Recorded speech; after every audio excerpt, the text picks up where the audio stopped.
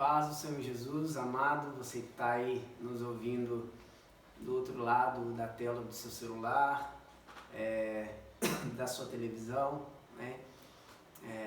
Eu peço que você abra sua Bíblia, se você estiver com ela aí, em Atos 2, número 24.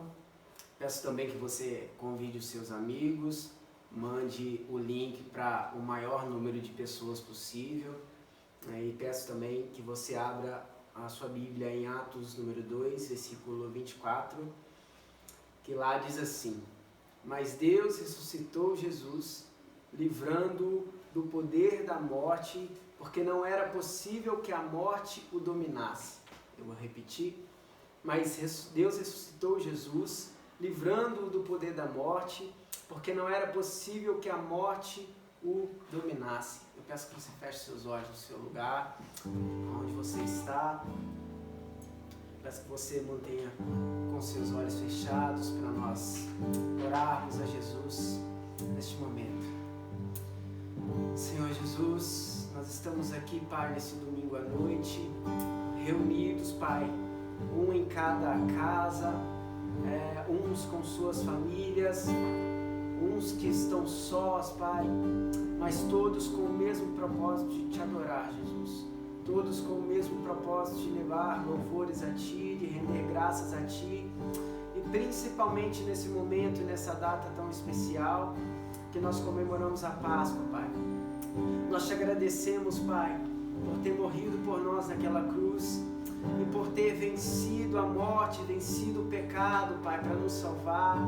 Porque nem a morte, nem o pecado, nem Satanás, nem nada é capaz de vencer, Pai. Nada é capaz de vencer a Sua presença, nada é capaz de vencer a Ti, Pai. O Senhor nos mostrou e mostrou para todos, Pai, inclusive para Satanás, para a morte, para o pecado, que o Senhor consegue vencê-los e conseguiu vencê-los por amor a nós.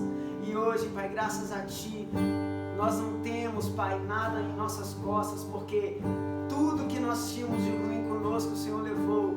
Todas as nossas feridas o Senhor levou, todas as nossas dores o Senhor levou, todo fardo pesado o Senhor levou naquela cruz, Pai. Nós Te agradecemos por tudo, em nome de Jesus. Amém e amém. No início eras a palavra, com Deus Altíssimo,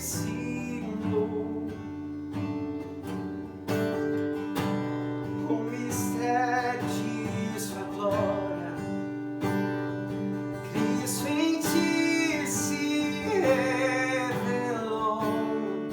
Oh, quão lindo esse nome é! Oh, quão lindo esse nome é! O nome de Jesus, meu Rei. Oh, quão lindo esse nome é! Maior que tudo Ele é. Oh, quão lindo esse nome é! Nome de Jesus.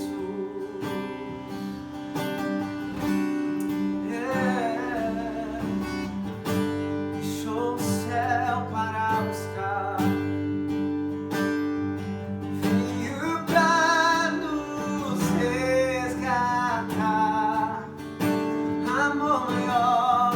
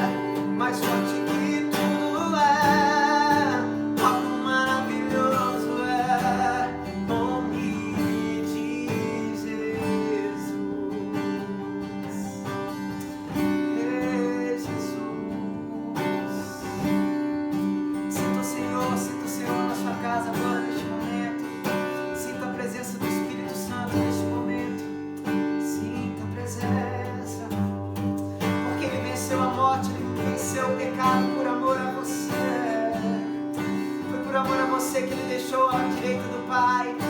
Foi por amor a você que Ele aguentou todo o sofrimento.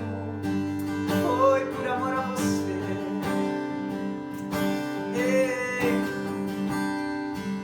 A morte venceste, véu tu rompeste, a tumba vazia agora está. O céu te adora, proclama tua glória, pois ressuscitaste, vivo estás. És invencível, inigualável, hoje pra sempre reinarás. Teu é o reino, tu é a glória, acima de todo nome está. Poderoso esse nome é, poderoso esse nome é, o nome de Jesus, meu Rei. Poderoso esse nome é, maior que tudo Ele é. Poderoso esse nome é, nome de Jesus. Declare na sua casa que Ele é invencível. És invencível, inigualável,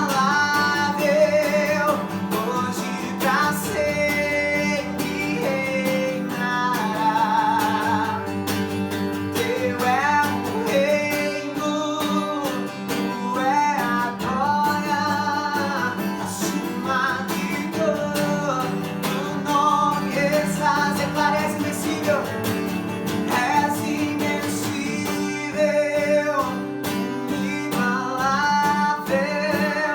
hoje pra sempre reinará.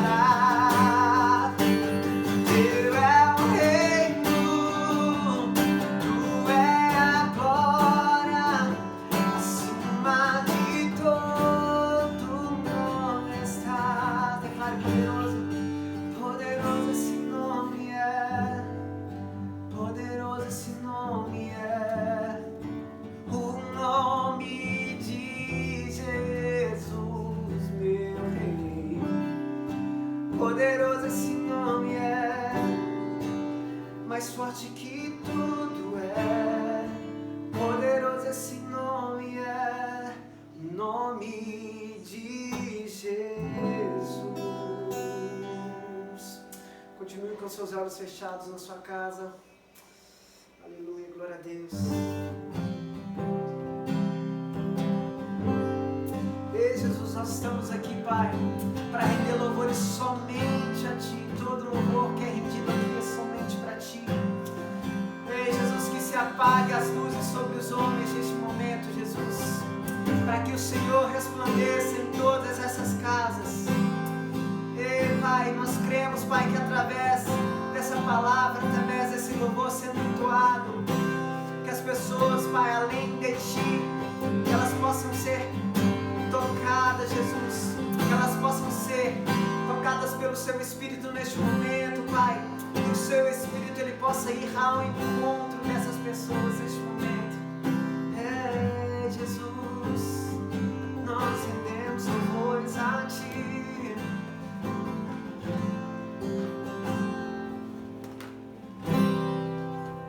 O universo chora, o sol se apagou. Ali estava o povo do Salvador,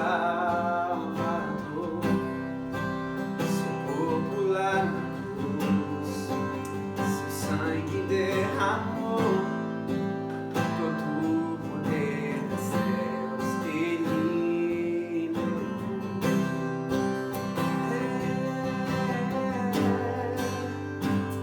Ei, Jesus,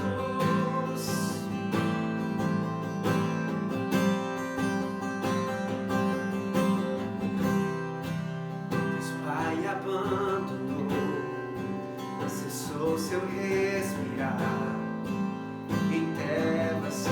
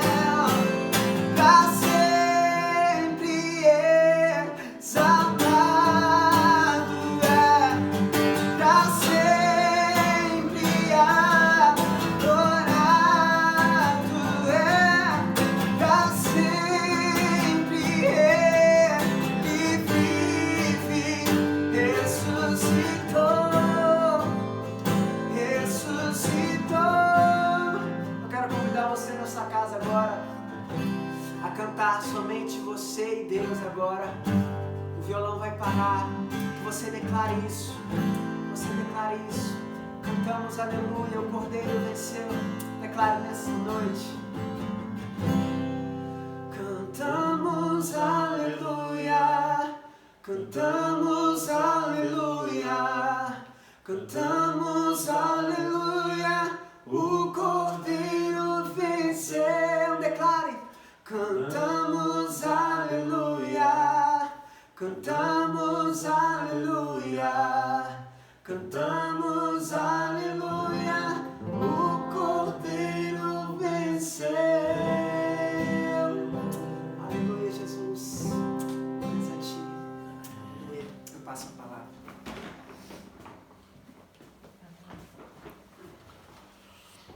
Glória a Deus, aleluia, louvado seja o nome do Senhor. Nós louvamos a Deus nessa noite pela sua vida, queridos, por estar conosco aqui, sintonizado aí, né?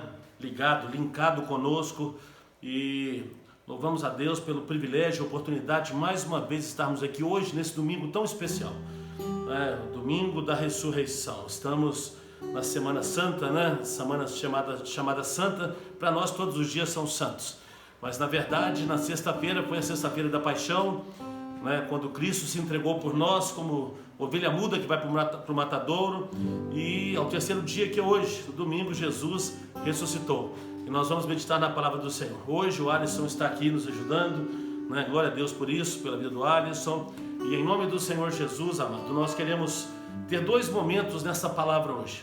Antes eu queria transmitir aqui um grande abraço para todos os nossos espectadores ainda, você que está conosco, tá? Que Deus te abençoe poderosamente, que essa palavra possa abençoar a sua vida, né? E trazendo assim a direção de Deus para você. Então o primeiro aspecto eu queria mostrar a origem da Páscoa, como que aconteceu, de onde que ela veio, né? Como que ela surgiu, nasceu, e depois falar um pouco sobre a ressurreição de Cristo. Primeiro aspecto, querido, lá em Êxodo 12, 11, a palavra diz assim: assim, pois, o comereis, vossos lombos cingidos, os vossos sapatos nos pés e o vosso cajado na mão, e o comereis apressadamente. Esta é a Páscoa do Senhor. Queridos, os egípcios, eles estavam debaixo da escravidão, do domínio, né? Os hebreus debaixo do domínio dos egípcios, né? Os egípcios estavam dominando os hebreus há 430 anos, né? Há mais de 400 anos. E durante esse tempo foi nascendo um desejo, crescendo um anseio, né? De uma libertação, de um livramento. Afinal de contas, 400 anos não são 400 dias, nem 400 meses, é muito tempo. E a Bíblia diz que Deus, ele levanta Moisés, o seu profeta, né? Ele levanta Moisés, e Moisés vai até Faraó, Deus faz milagres ali, e Faraó endurece o coração, e Deus, ele manda 10 pragas sobre o Egito. E na 10ª praga foi que Faraó, ele resolveu deixar o povo sair, que foi a praga da morte dos primogênitos. E é muito significativo, querido, essa 10ª praga, porque ela aponta para uma situação muito interessante, e nós vamos meditar nisso aqui rapidinho, tá, queridos? Primeiro, né, a Bíblia diz que a ordem para o povo era que eles sacrificassem um cordeiro, e que eles pegassem o sangue daquele cordeiro, aspergissem nos umbrais das portas, e eles comessem aquele cordeiro dentro das suas casas, em família, e o anjo da morte passaria sobre o Egito naquela noite, e a casa que tivesse o sangue do cordeiro nos umbrais da porta, o anjo da morte passaria direto. Portanto, Páscoa é Pesach no hebraico, que significa passar por cima.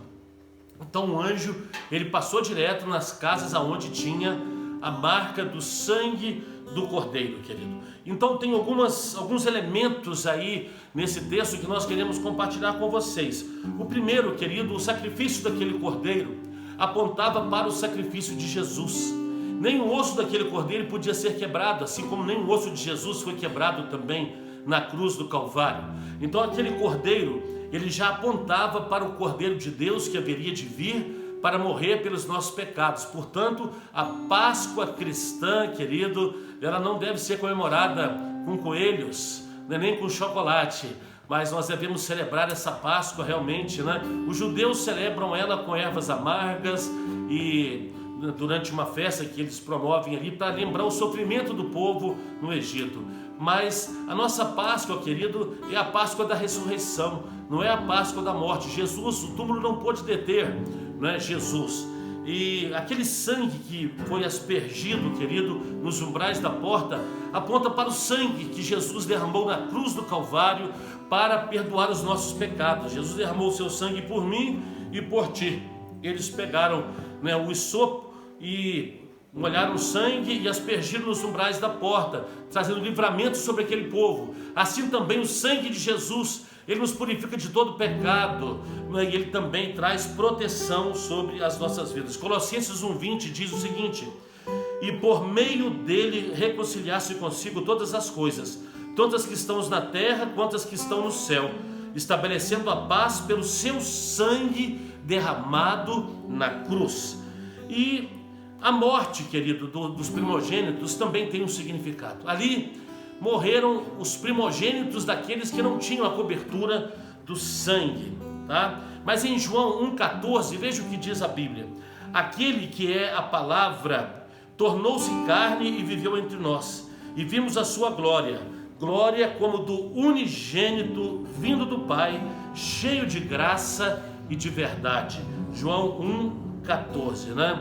A Bíblia fala que o Verbo se fez carne e habitou entre nós, cheio de glória e cheio de verdade. Vimos a sua glória como a glória do unigênito do Pai. Lá no Egito morreram os primogênitos, querido, mas Deus, ele deu o unigênito. Jesus, ele é único, apesar de ele ser o primogênito dentre muitos irmãos, porque nós que somos salvos por Jesus Cristo, nós fazemos parte desta grande família que está sobre a face da terra, uma família de muitos irmãos, cujo irmão mais velho é o Senhor Jesus, não é verdade, querido? Então, Jesus é o unigênito do Pai, porque é o único filho que o Pai tinha e deu no nosso lugar, se entregou por nós, sabe, o Verbo que se fez carne. Mas ele também é o primogênito dentre muitos irmãos, nessa grande e linda família de Deus que somos nós, né, irmãos uns dos outros, querido. O texto diz também que quando eles saíram do Egito, Faraó, ele deixou, mas logo após Faraó se arrepende. E quando eles chegam no caminho, eles estão diante do Mar Vermelho. Eles olham para trás e veem poeira subindo. Faraó vem com seu exército, um calce dos hebreus. De um lado havia montanhas, do outro lado havia deserto e na frente havia o mar. E agora, para onde iremos nós? Devia estar este questionamento no coração do povo. E o povo vai e reclama com Moisés e diz: por que nos tiraste de lá? Nós vamos morrer agora. E Moisés diz o seguinte: aguarde, vocês verão o grande livramento do Senhor.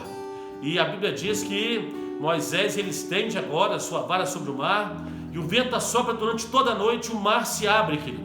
E aquele povo passa a pé enxuto, eles atravessam o mar, e esse mesmo mar agora, ele fecha suas águas sobre Faraó e sobre o seu exército, e eles passam agora, e eles sabem que aqueles inimigos, eles nunca mais o verão. Nós sabemos, querido, que simbolicamente o Egito simboliza a nossa velha vida, o Egito simboliza o mundo, o deserto, querido, ele simboliza as lutas, a vida da alma, das emoções, mas a Canaã, ela aponta para a nossa vida no Espírito, para a nossa vida espiritual, a terra que mana leite e mel. Nós também somos carne, alma e espírito, querido. A nossa carne aponta para o Egito, a nossa alma aponta para o deserto, mas o nosso espírito nós apontamos para a Canaã celestial, o anseio das coisas do céu, querido. Então, meus amados, nós podemos também lembrar que quando Jesus morreu naquela cruz do Calvário, diz a Bíblia que o véu do templo, ele se abriu de cima a baixo, rasgou-se. E a Bíblia diz, amados, que agora nós temos livre acesso ao trono de Deus pelo sangue que foi derramado na cruz do Calvário. Sabe, nós também devemos compreender o seguinte, querido, uma outra coisa que nós podemos pensar aqui: a libertação da escravidão do Egito, ela aponta também para a libertação que nós recebemos do pecado. Lá em Romanos, no capítulo 6, no versículo 6, o apóstolo Paulo ele diz o seguinte: pois sabemos que o nosso velho homem foi crucificado com ele, para que o corpo do pecado seja destruído e não sejamos escravos do pecado. E aí Paulo ele diz mais: nós que estamos debaixo da graça e não debaixo da lei, o pecado não tem mais domínio sobre nós. Então, quando Jesus verteu o seu sangue na cruz do Calvário, querido, ali também nos deu libertação e a vitória sobre o pecado, querido. Mas aquele povo, quando sai do Egito, eles ficaram 40 anos no deserto. Um deserto que poderia ser atravessado com 3 semanas, eles levaram 40 anos. E nós entendemos que foi por causa da murmuração, por causa da reclamação. E este povo agora fica 40 anos no deserto. E eles chegam agora no limiar da Canaã, da terra que mana leite e mel. E aí, queridos, eles possuem essa terra, eles atravessam o Jordão, entram para a terra. Não vamos entrar em detalhes aqui, porque daria outra mensagem, mas eles entram, eles tomam posse da terra que Deus havia prometido. E aí, amados, essa terra, essa entrada na presença de Deus, aponta para uma promessa de Deus para mim e para você, que está em Apocalipse 7:9, que diz o seguinte: depois disso olhei e diante de mim estava uma grande multidão que ninguém podia contar, de todas as nações, tribos, povos, línguas, de pé diante do trono do Cordeiro, com vestes brancas e segurando palmas. Queridos, nós também estamos caminhando para uma Canaã.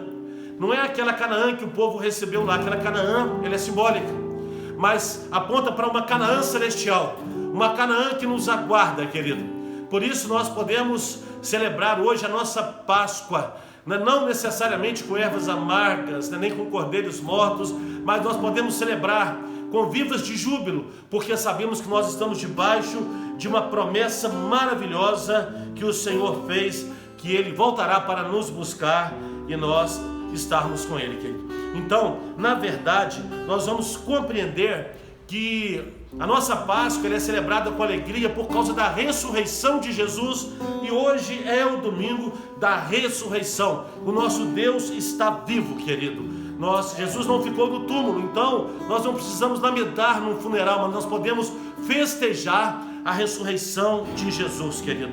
Ele não é um Jesus que esteve morto e morreu, mas Ele é um Jesus que morreu, mas ressuscitou e está vivo pelos séculos dos séculos, querido. E aí está a nossa grande esperança. Mas a Bíblia fala, querido, que a ressurreição ela é o significado da nossa fé. Se Jesus não tivesse ressurgido, a nossa fé seria vã, querido.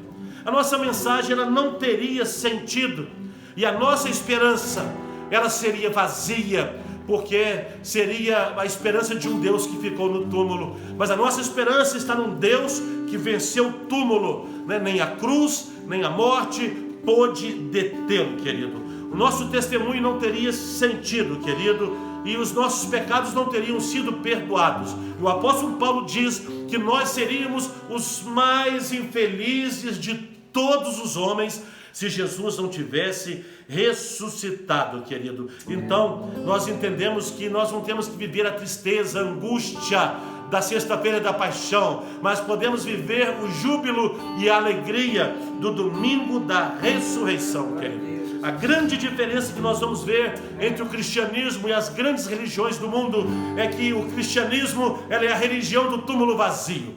Se você for no túmulo dos grandes líderes religiosos, Buda, Confúcio, Maomé, Allan Kardec e muitos outros, você vai encontrar os restos mortais deles lá, querido. Mas se você for a Jerusalém, você vai perceber que o túmulo está vazio, não existe mais restos mortais, porque Jesus ressuscitou e está vivo à direita de Deus e intercede por nós, meu irmão.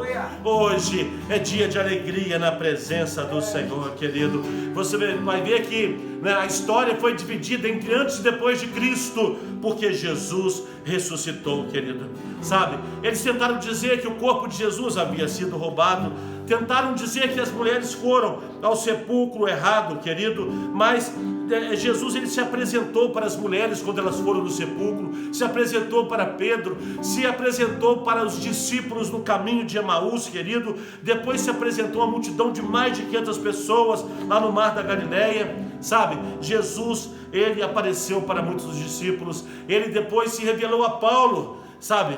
E Paulo teve uma experiência profunda com o Senhor Jesus, querido. Então, nós temos que crer nesse evangelho vivo, de um Deus vivo e ressurreto, querido. Mas a verdade é o seguinte: enquanto os discípulos estavam somente lembrando da morte de Jesus e do túmulo, eles estavam no cenáculo fechado, amedrontados. Sabe por quê? Porque a sexta-feira da paixão, ela mete medo no nosso coração, porque ela aponta para a morte.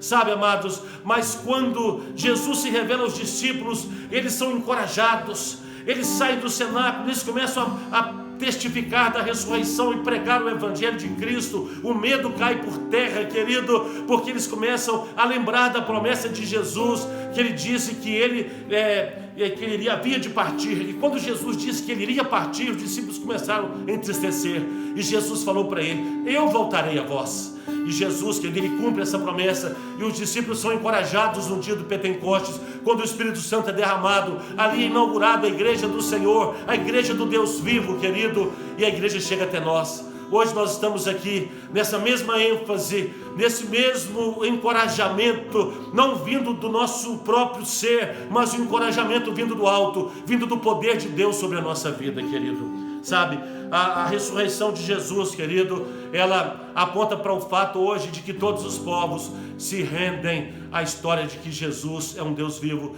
Aqueles que ainda esperam, existem aqueles que são ateus ou se dizem ateus, tem aqueles que pensam que Jesus era um grande filósofo ou um homem qualquer, querido, mas os fatos, eles são incontestáveis.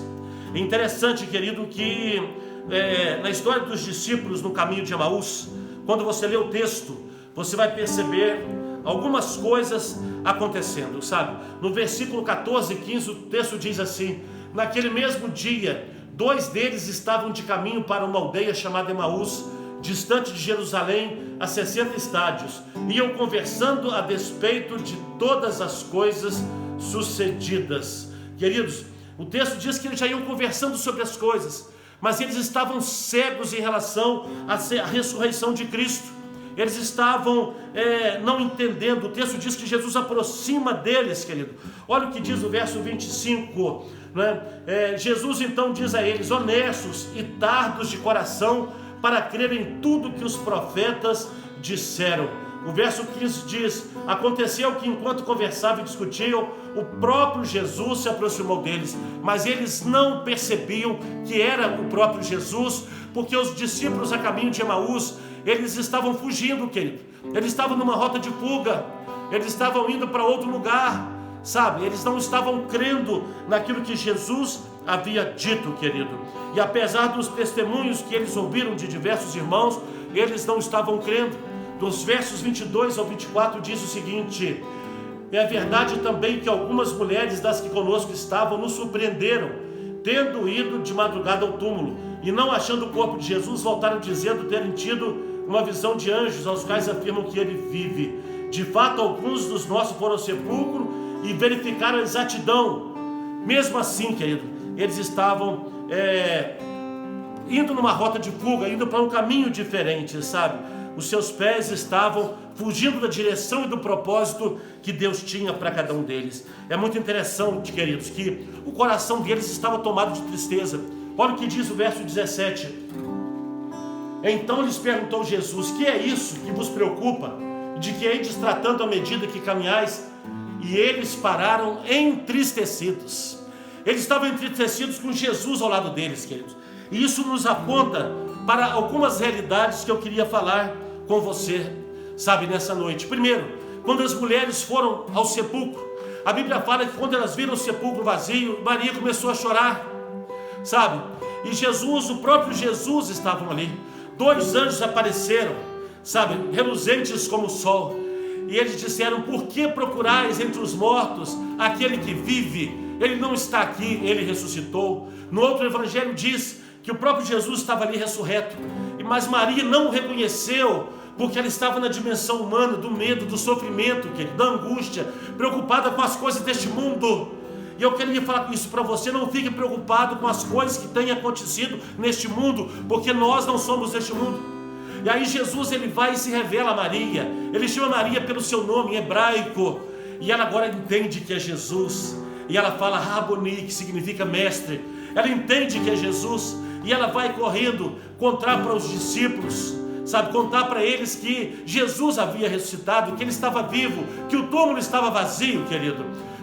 Enquanto nós ficarmos olhando para a calamidade que existe, olhando para as estatísticas de mortes pelo Covid-19, olhando para a conversa de alguns cientistas e políticos, nós vamos ficar frustrados, angustiados, preocupados, amedrontados, querido. Mas quando nós olharmos para Jesus, que é o autor e consumador da nossa fé, nós seremos encorajados no Senhor. Queridos, a Bíblia diz que os discípulos, enquanto estavam ali conversando sobre as coisas deste mundo, os seus corações estavam cheios de frustrações, querido, Mas quando Jesus se dá a revelar a eles, quando eles chegam, a Bíblia diz que já está tarde. Interessante que eles estavam a caminho de Emaús, querido. Emaús fica ao oeste, é no pôr do sol, mas Jesus, ele ressuscitou logo ao amanhecer do dia, enquanto o sol ele se revela para todos nós. Era o momento em que Jesus estava se revelando também às pessoas que foram até o túmulo, Eu quero te falar, querido, que nós fomos feitos para viver a alegria da ressurreição, de um novo dia. A Bíblia diz que o choro pode durar uma noite, mas a alegria vem pela manhã, querido. A ressurreição, ela precisa gerar um impacto no nosso coração. A Bíblia fala que eles disseram para Jesus: fica, Senhor, porque já se faz tarde, Interessante o texto. Olha o que diz o texto a partir do verso 26. Porventura não nos convinha que o Cristo padecesse e entrasse na sua glória. E começando por Moisés, discorrendo por todos os profetas, expunha a seu respeito acerca das Escrituras. Quando aproximaram da aldeia onde iam, fez ele menção de passar adiante, mas eles o constrangeram, dizendo: fica conosco, porque é tarde e o dia já declina. E entrou para ficar com eles. E aconteceu, quando estavam à mesa, tomando eles o pão, abençoou e tendo partido, deu. Então se lhe abriram os olhos e o reconheceram, mas ele desapareceu da presença deles. Então eles disseram para o outro, dizendo: porventura não nos ardia o coração quando ele pelo caminho nos falava, quando nos expunha as Escrituras?